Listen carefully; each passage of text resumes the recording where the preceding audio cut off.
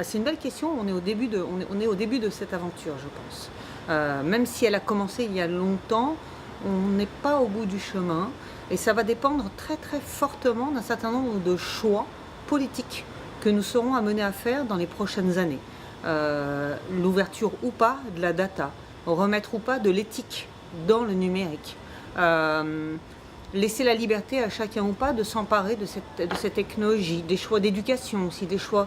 voilà, il y a un certain nombre de choix qui vont être faits, qui sont en train d'être faits, qui sont souvent en train de ne pas être faits et qui peuvent du coup amener un scénario plutôt négatif, alors que l'opportunité d'avoir un scénario positif, une réponse positive à cette réponse existe encore.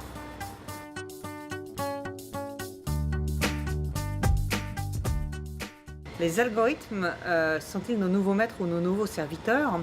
C'est là aussi le cœur de ce qui se passe en ce moment. On est à un instant de transition où on n'a pas atteint l'état final et donc on a encore la possibilité qu'ils deviennent nos meilleurs serviteurs, mais on a aussi un très fort risque d'en devenir les esclaves et ça va dépendre de notre posture, de nos choix, du choix de la régulation ou pas d'ailleurs aussi, et de notre façon à nous de réussir à comprendre ces algorithmes et d'accepter ou pas qu'ils deviennent intrusifs et de se mettre nous à leur service ou que eux se mettent à notre service.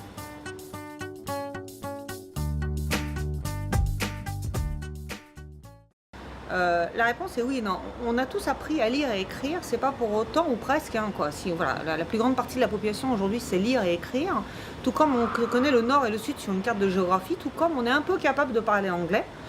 Pour autant, on n'est pas les meilleurs littéraires, les meilleurs littéraires, on n'est pas les meilleurs écrivains de notre époque, on n'est pas les meilleurs géographes et on n'est pas des traducteurs professionnels.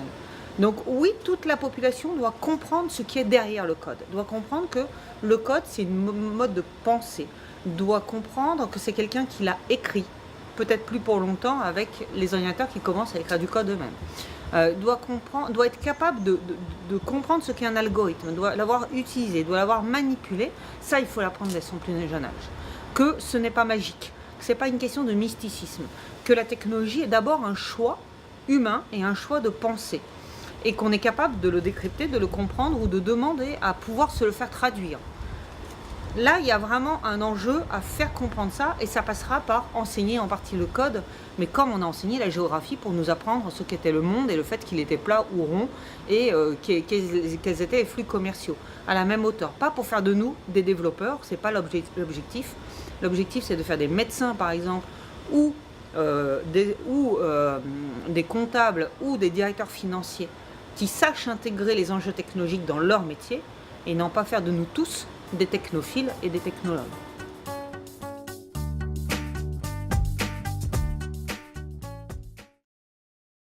Error 404, Democracy Not Found, a été l'un des moteurs pour que je dise oui à cette conférence. Effectivement, c'est un très beau titre. C'est un vrai sujet, c'est un sujet dont on aura l'occasion de discuter, qui est, à l'époque, notre modèle de représentation politique actuelle a été fondé à peu près après la Révolution et puis durant la seconde Révolution industrielle, avec une architecture qui est liée à celle de la capacité de l'époque. Un homme à cheval traversait un département en une journée. Aujourd'hui, où je peux envoyer un tweet à Shanghai en quelques secondes, pourquoi mes députés continuent à aller à l'Assemblée nationale et pourquoi est-ce que j'ai besoin encore de députés? Comment moi je peux décider, avoir l'information, être capable d'interagir, comment je deviens un acteur de la vie politique et non pas quelqu'un qui est représenté par la vie politique. Donc non, on va devant des crises démocratiques très profondes en France, j'en ai la certitude. Malheureusement, 2017 sera probablement une année plutôt noire. Mais on est aussi parce qu'on n'a pas su réinventer ce modèle pour l'instant et qu'on va devoir le faire.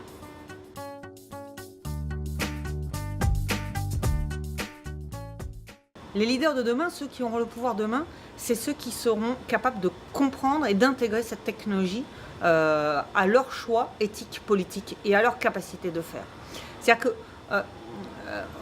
on a l'obligation aujourd'hui, les enjeux autour de la data, si on ne comprend pas de quoi on parle, on ne peut pas faire des bons choix. Par exemple, l'algorithme de l'État qui permet de distribuer la carte scolaire des jeunes Français, c'est un très bon sujet où est-ce que cet algorithme devrait être ouvert? Est-ce qu'en tant que parent, on devrait en connaître les règles? Est-ce qu'on devrait en tester d'autres pour voir ce que ça impacte d'autres? Qui l'a écrit cet algorithme? Comment on le redistribue ou pas? Ça fait des parties des choix. Et donc le choix de faire la carte scolaire, elle est vraiment dessinée aujourd'hui par la personne qui a écrit, et même pas pensé, écrit cet algo. C'est-à-dire que vous n'êtes pas à l'abri que le développeur qui passait par là s'est dit que oui, la règle métier, quand même, il fallait la modifier un peu, et que d'ailleurs personne n'y verrait rien, ou il dirait que c'était à cause de la technologie qu'on ne pouvait pas faire autrement. Et ça a été théorisé il y a déjà 20 ou 30 ans de ça. C'est-à-dire que c'est quand même celui qui fait, celui qui code, celui qui comprend la technologie, qui dans un monde technologique et de plus en plus technologique, pourra demain concevoir, faire et créer. Et donc aura le pouvoir et sera capable de décider.